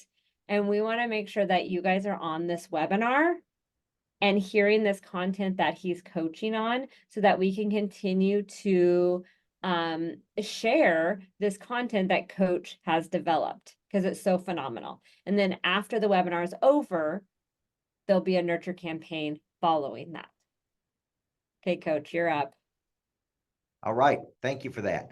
All right. So here's the point. How many of you believe before you do an event, there needs to be a pre-event call? How many of you believe that? How many of you believe there needs to be a salesperson or a coach that's assigned to you throughout the whole experience? How many of you think there should be post-event follow-up and nurturing? Okay. So let's go back to a speaking engagement. If Hunter and I go to Springfield, Missouri, and we do this event and we don't collect any data from anybody, and there's 1,000 people in the room, now we got nobody to follow up with. We got nobody to call. We don't know who's interested and who's not interested. Do you know how many speakers I've coached that make $1 million a year that could be making 10 million a year or 5 million a year if they just understood some of the things I'm teaching here? The collection of data, the follow-up and nurturing. the product suite. Where there's no exchange, you don't have any of this stuff. So I can't tell you how many people go speak, people pat them on the back and tell them they were great. They walk right out of there with no more relationships than they walked in with. And they just had an audience of 1,000 people, for God's sakes. So it's like, what are you doing? The whole purpose of the event is to activate a curiosity and interest. We're going to engage with you and exchange with you. And then we're going to follow back up with people who are interested to offer them the chance to enroll in our programs. That's where the big money's made. If the big money's not made in the speaking engagement, even if you got a $25,000 speaking fee or $50,000, the big money, guys, I did an event last year that we generated $750,000 for my 2-day event from the event. Okay. Do you know what people purchased there? Offices at my Greatness Factory, coaching programs, couples retreats, kids schools. If I didn't have all these products and services, I'd have went out there and spoken. Everybody told me it's great. And then I went home with the same amount of money that I went with. Okay. Which is crazy. So the reason I'm trying to show you how to do this is like, I'm going to speak to activate. Okay. If Winston's going to speak, he's going to activate curiosity. Then he's got to go back and collect. He's going to go back and collect money and interest from people doing business with him after the speaking engagement. The whole purpose of doing the speaking engagement is to go collect more customers. Everybody understand that? It's not just be told, oh, that was great, man. It was great information. It was great information. That doesn't move the needle. So what Carrie is now doing is like, okay, Carrie, I want a nurture campaign before this event. I want pre-event calls. I want somebody to be right there with these people. I'm going to come in and be the talent. I'm going to deliver based on my 33 years. And I want you guys to come along behind me and enroll people who want to be coached by me. Everybody's got a role here in this. Does everybody see that? So this is not amateur hour where we show up and nobody knows what's going on and everybody's discombobulated. It is like, we're going to show up. We're going to deliver the goods. We're going to enroll some people. That's the purpose of what we're doing here. Everybody see that? And I can't tell you how many people don't know how to do this. So if you're doing virtual events, but you don't know how to do this, you're really losing a lot of money. If you're doing events and you don't know how to do it, you're losing a lot of money. You're like there's a lot of money left on the table here because you're not quite sure how to do all this stuff, which is why we build out the coaching programs. So number 6, when it comes to building the audience, is if you have a CRM, but that CRM has not been organized correctly, it doesn't populate to your sales team like it should. Nobody's following up with people. Okay. No, you didn't collect any data at the speaking engagement, right? It's like, who are the people you're going back to? Okay. So number 6, building an audience. And number 7 is cultivating an offer. Cultivating an offer. Okay. And an offer is what people can take advantage of to learn your method. Okay. What can I take advantage of to learn your method? Okay. It's like, I saw you, I read your book and it was incredible. I saw you speak and I loved it. What I would like to do more with you. What can I do with you? And this is where you offer and you invite. We don't pitch. Nobody wants to be pitched. Nobody wants to be pitched their services over and over and over. What you do is you say, look, guys, there's some of you here who are ready to leave your amateur desires behind. You're ready to make a decision to go pro. Okay. You've watched me coach for the last hour or whatever. And it's like, you are ready to go, how do I learn how to do this? And so what can I do with you? So in this situation, it's like, okay, here's the offer. And the offer is the next logical step. Okay. So when people go through a program like this, the natural logical offer is called building a bridge.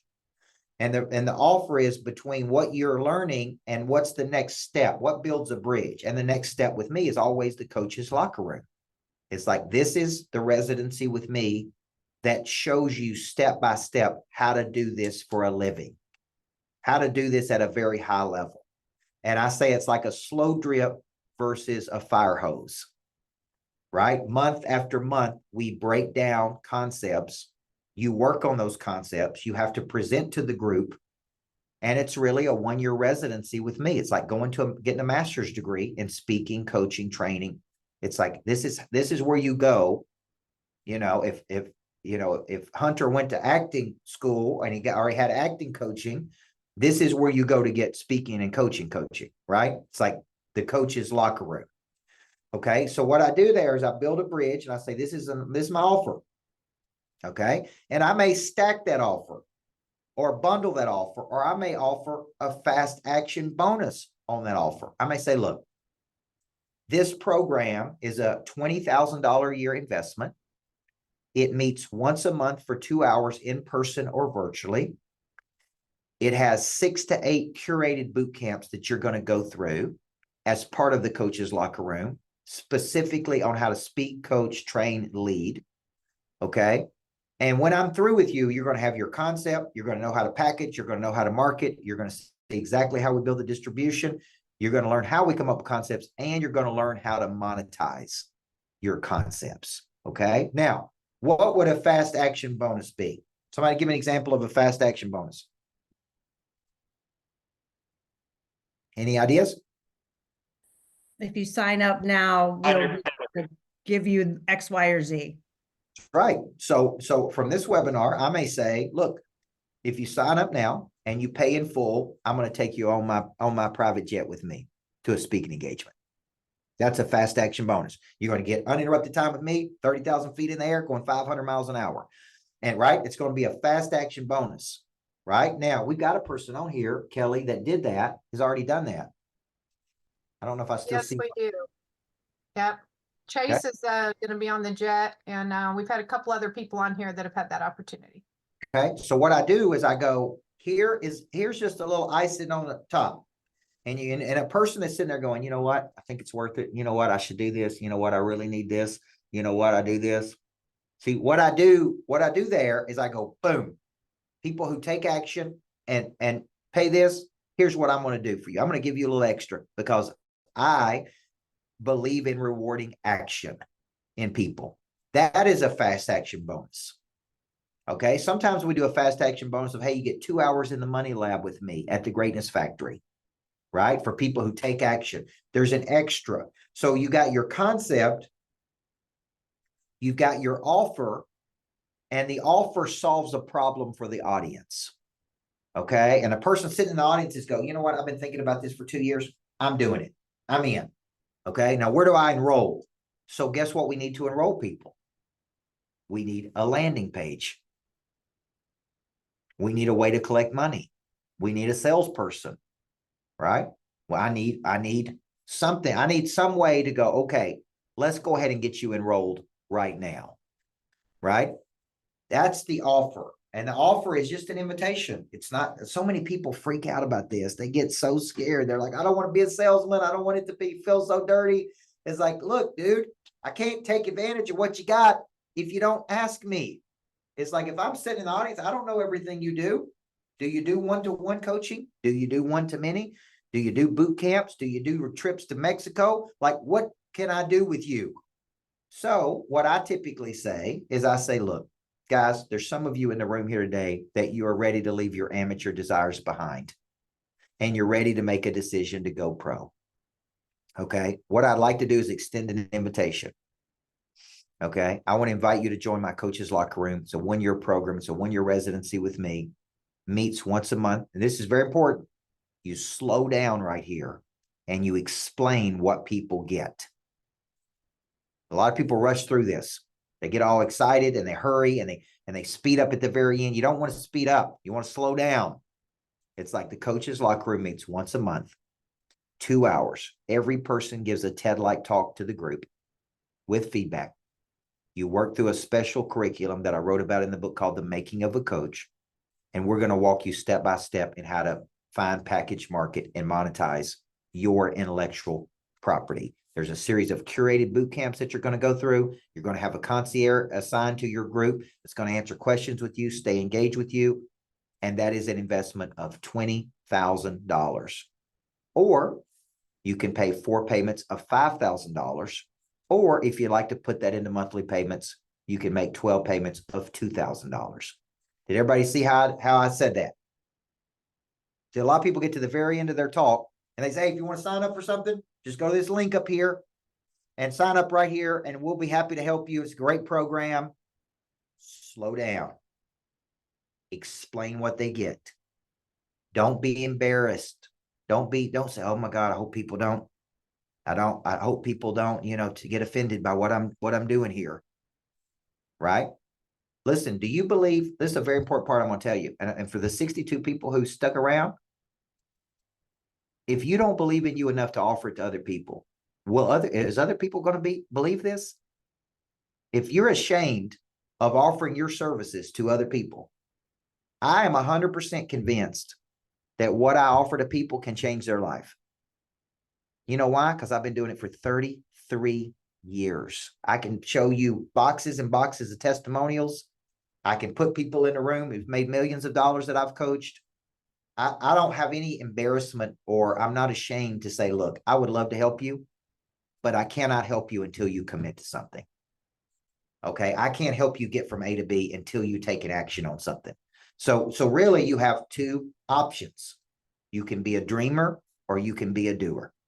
You can spend years figuring this out, or you can let me help you figure it out in 1 year. Right. And there is a cost to get in the room and take 33 years to go do it. But how much more money are you going to make when you really know how to do this? We got Philip Dees in our coaching program, Kelly. He's a former pastor. Yes. He came to the lodge last week. You know what he told me? He said, the first session with you, I went back and picked up 18 clients. Yes. From the very first session with you. He said, Coach, the first session paid for my whole year with you. He said, and it was something I didn't know how to do. I had never even made an offer before. I would just go speak and I would leave. He's like, that one thing paid for everything. And he's like, because I didn't know. And he said, here's the sad part. I would have kept on going for years without knowing how to do that. Right? It'd be like me going to Hollywood and me just trying to figure it out on my own without a coach or somebody out there who could give me counsel. I mean, like, why would you do that? Right? Like, if you really want to go do it, like, why would you do it? You know what I'm saying? So I just want, one of the things the offer has to do is address the doubt. And what I do many times, I go, I know this scares you. You may be scared to make an investment. You may think, well, Coach Burt can do this, but I'm not Coach Burt, or I don't have his personality or his good, handsome looks or bald head. You may be thinking that. You may be thinking, well, he could do it, but there's no way I could do it. And the truth is, this is, I want you to understand something. I went from being a high school basketball coach, guys, making no more than $2,500 a month, to doing this. Okay. And I tell you that because if I could learn how to do it, you can learn how to do it. And guess what I did? I hired coaches, and those coaches taught me. I've been coached by some of the best people in the world, from everything, making offers, structuring content, writing books, you name it. Okay. I have been coached by those people. And why? Because they accelerated my path. Okay. So these are all parts of a good offer. Okay. There's some embedding. There's a direct offer. There's a slowdown and explanation. How many of you guys have had a presentation, but you feel like you really bombed the offer? Or you've never made an offer, right? And so you're speaking and, Gary may say, I want to offer people the chance to join my team.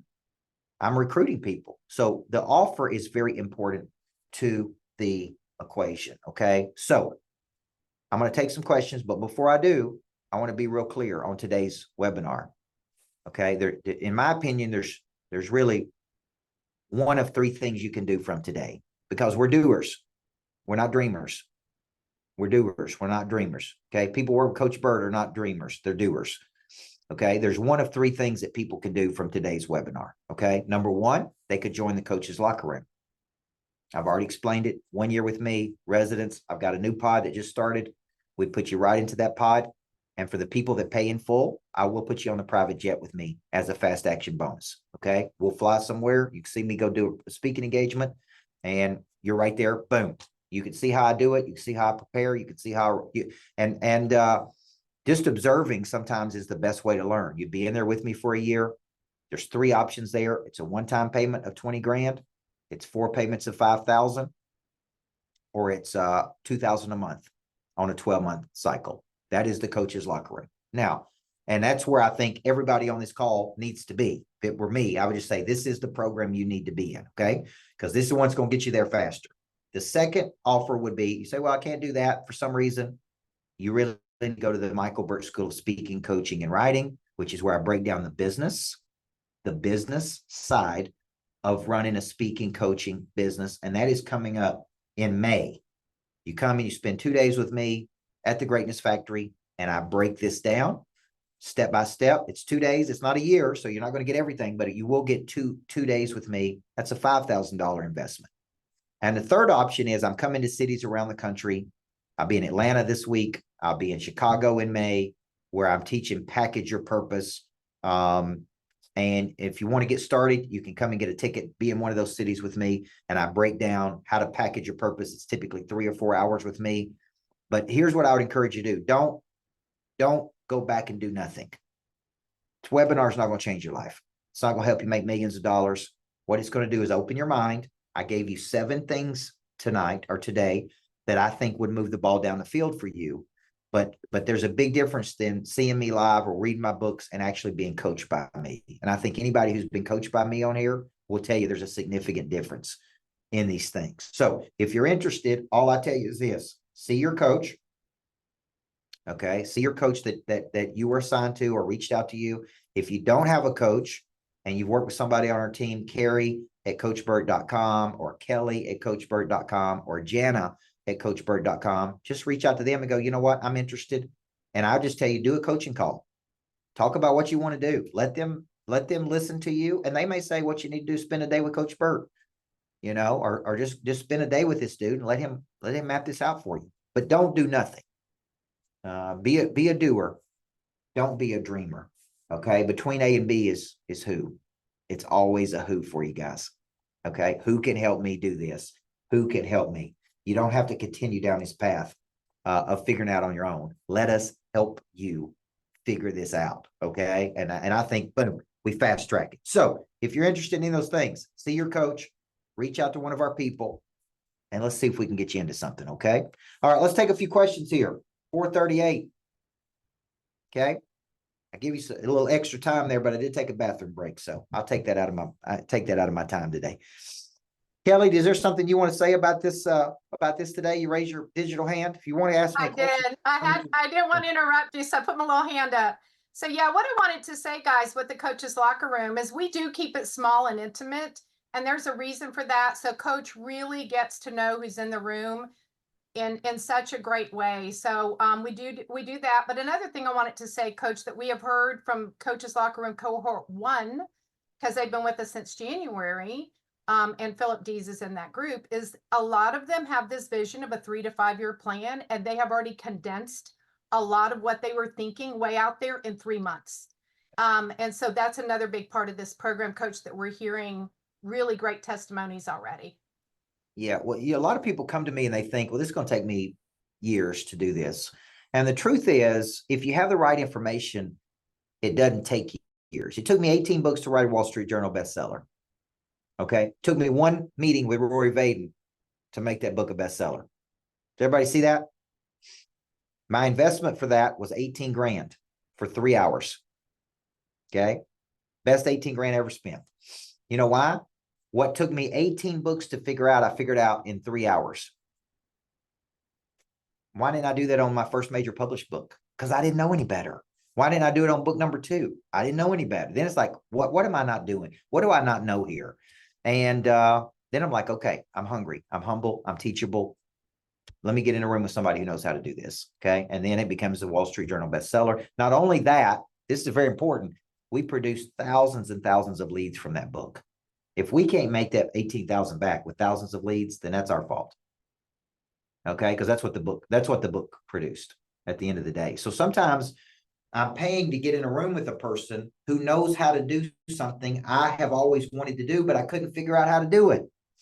That's why you're paying to be in a room. If we could do it on our own, we wouldn't need other people. So that's a very important part. Carmen, Simon, question? See your digital hand up. Do you have a question? Hi, I do. Okay, so my problem is right now, I'm like, I just graduated from school and from cosmetology school. I've been doing hair for about 9 years, and I guess all of it, like mentally, I feel as if I'm way ahead of where I am physically. Mentally, I feel as if I'm doing the work. I mean, then again, I don't have a coach, but then again, I feel as if where I'm at in life, I'm not in the position to get a coach yet. Yeah. I don't know if that makes sense, but yeah. Well, there's a lot of things you can do in the interim while you're getting yourself in a position. Is you can start reading some of the books. You're doing it by being here on this webinar. You Yeah. can start studying. See, I do a lot of comparative analysis where I'm studying people that do what I want to do. And I'm like, what are they doing? How are they doing it? So I'll become fascinated with something and I'll just like stick on it. I'll read all the books. I'll watch all of the videos. I'll watch all the interviews they do. And I'll just like consume so much market data and research from a person. It's like, man, I could tell you I got a good understanding of what they're doing by just really digging in and studying these people. So there's a lot of information out there that you could study. Now, that is different than being coached by somebody. Exactly. Okay. I've So been- so watching videos is good, but it's not a coaching program. And I think a lot of people get those two things confused. Like I watch you on YouTube or I watch you on Facebook or I watch you on TikTok. People are like, man, I watch TikToks every day. I'm like, great. But that's not going to change your life watching my TikTok videos. that part. Being coached by somebody. So maybe you start small. You come to the city and you go, you get in a room for the 297 package your purpose. You get in a room, you observe it, and then you go, okay, now let me go generate some income from this. So that'd probably be my first recommendation. Yeah, it's my packaging and generating and monetizing, because honestly, the story is great. The pinpoint of, your past is what makes you the money. It's great. It's there. But monetizing it and packaging it is where I'm at right now. Yeah. So package your purpose would be ideal for you. If you could get to a city that I'm coming to, where do you live? Atlanta. I actually emailed you and emailed your crew about meeting with you. I'm the one who tried to get you to come to my graduation. Oh yeah, super. Yeah, thank you for that. So I think I was doing something on that day when you were graduating. But I'm coming to Atlanta this Wednesday. So if you Kelly at coachbird.com. Carmen, I'll reach out to you and get you the details for that. Thank you. You're welcome. There you go. See, like a little genie in a bottle. What city are you? Where do you live? I live in Atlanta. All right, I'll be in Atlanta on Wednesday. There you go. How's that? All right, Chase, what you got? When it comes to strategic partnerships, I mean, when do you think that that's something you should put a focal point on, or at what level of a strategic partnership does that make? I hope that makes sense in some fashion. Okay, so every person is trying to do something, and so I think when you start thinking strategic partnerships, the person you're trying to partner with has a value, and you bring a value, and what you really have to do is articulate the value you bring to them.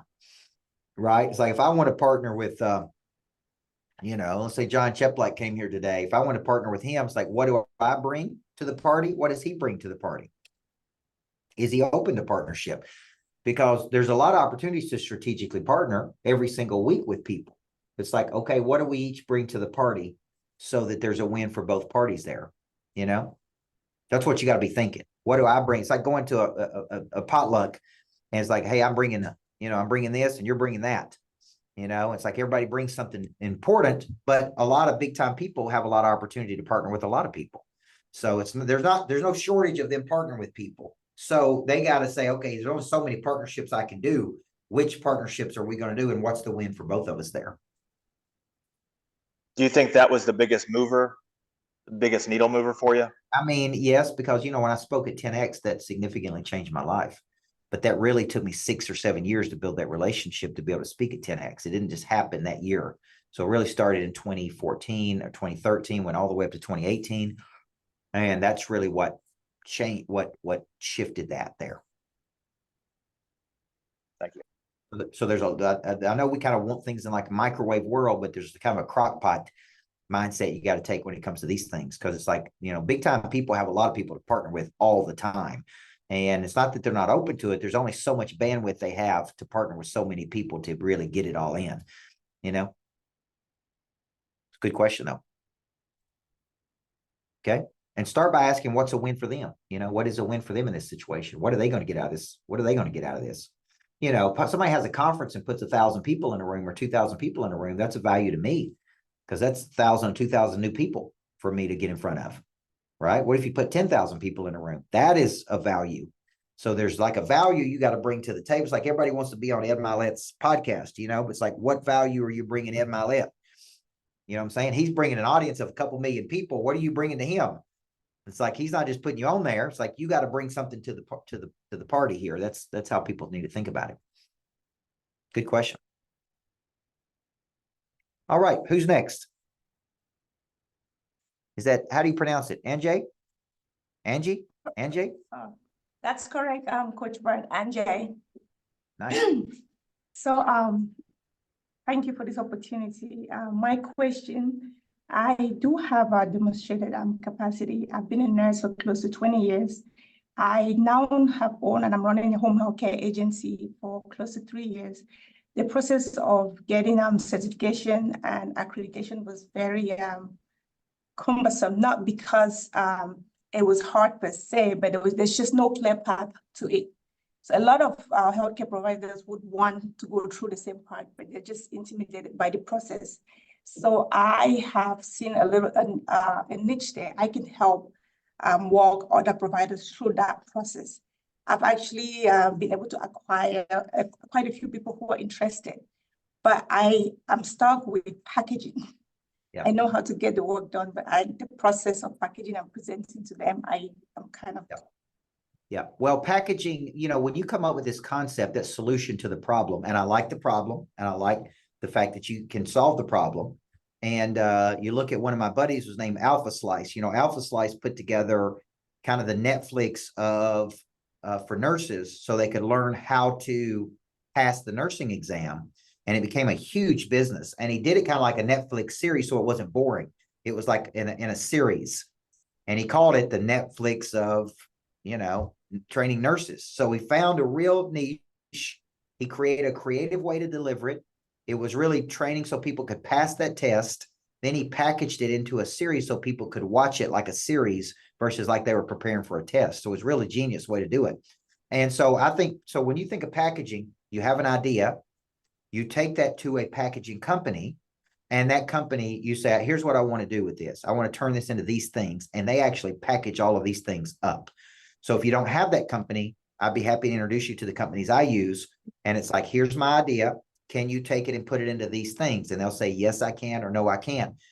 So when I have an idea for a planner, got a new planner I'm working on, I'll go to them and I'll go, okay, this is what I want it to look like. And I'll draw it up. And I'll go, this is what I want it to feel like. This is what I want it to look like. And they'll go, okay. And they'll do the research and they package it up. And then they will present a product to me. And I'll go, yes, I like it. No, I don't. Then I move to marketing of the product after it has been packaged. So if you're interested in meeting those people, email me coach@coachbert.com. coach@coachbert.com. And I can introduce you to the packaging companies that I use. Thank you very much. I'll be very interested. Yeah, because I like the problem. Yeah, go ahead. Thank you. I was just going to ask that in the meantime, people who express interest, how do I start? Do I just jump in? And well, you could start with some type of lower package to say, as I'm building out this bigger thing, thank you for asking. I do have a product or service that we can help you with right now. And then you got to find some delivery mechanism on how you're going to deliver that. Today, I'm delivering this through a Zoom. Wednesday, I'll be delivering it in person, right? It's like, how are you going to deliver this to me? Thank you so much. That's very helpful. Okay, thank you. Make sure the people who want packaging help, email me coach@coachburt.com and I'll introduce you to the packaging companies. I'll make the introduction because I need to set up frame many times, a frame on what you need. And I can say, this is what this person needs. And since they work with me, they'll be able to understand it. Okay. Thank you very much. Thank you. Caleb, what's your question? Hey, thanks for the coaching. So I've been doing speaking for a few years now, a lot in the church world, and then in the last couple of years professionally speaking at associations and masterminds and whatnot. So I'd like to transition to coaching people on speaking. But as you mentioned, that's a pretty competitive space. And so whether it's structuring your talk or converting from the stage, any advice for me on that? I think I have quite a bit of experience on it, would have given maybe 300 talks in the last 5 years or so. But at the same time, like a lot of people are teaching that, you included. So any advice for me on carving out my niche in this space? Do you have any intellectual property that's been packaged that would tell me that you're an expert in that space? I have a way of structuring a talk that I think is really simple and effective for people. Okay, so you could do a white paper on how to structure a talk that's effective. You could write a book on how to structure a talk. You could do podcasts on how to structure a talk. You need more what I call credibility markers, so people start thinking of you like that, right? Mm-hmm. And I think it was Jana that I was showing how to do a white paper. Well, a white paper is where you break down what you're an expert in and a method so that people can really see and go, this guy's a real expert, right, at this. So like me writing the book, The Making of a Coach, is a credibility marker. Me doing the Michael Burt School of Speaking, Coaching, and Writing is a credibility marker. Me doing the Coach's Locker Room, credibility marker. Package Your Purpose on Tour, credibility marker. So what people are looking at for you is, okay, who is this guy? How could he help me? How do I know he could help me? Like, what is he an expert at? And when you write these things and create these things, you are sending a signal to the market. This is what this guy is an expert. You call him and how to structure a talk.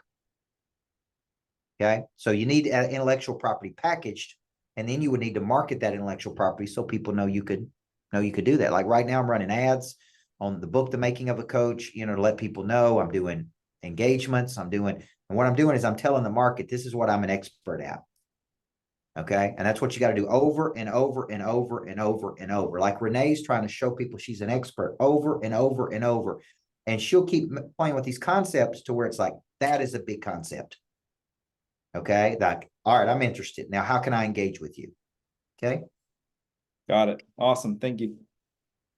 CJ started with the focus group, low ticket to work out the kinks, but working with coach would be amazing. There you go. That's exactly right. Basically what CJ said was working with coach would be a real smart move. Okay. And she would be 100% right about that. Okay. Because this is what I do for a living. This is what I do. It's coach people and how to coach. Okay. Are there any other questions that we have today? Thank you guys for showing up. Thank you for being humble. Thank you for being hungry. I'm honored to be your coach. I'm honored to be here and deliver this. The next step is don't be a dreamer, man. Be a doer. So get into something with me. Some of you are in the Coach's Locker Room already. Some of you are coming to the Michael Burt School of Speaking. That is included in the Coach's Locker Room. So when you get in that bigger program, you don't pay for all these workshops. They're all part of the experience. Okay. So you get them virtually or in person.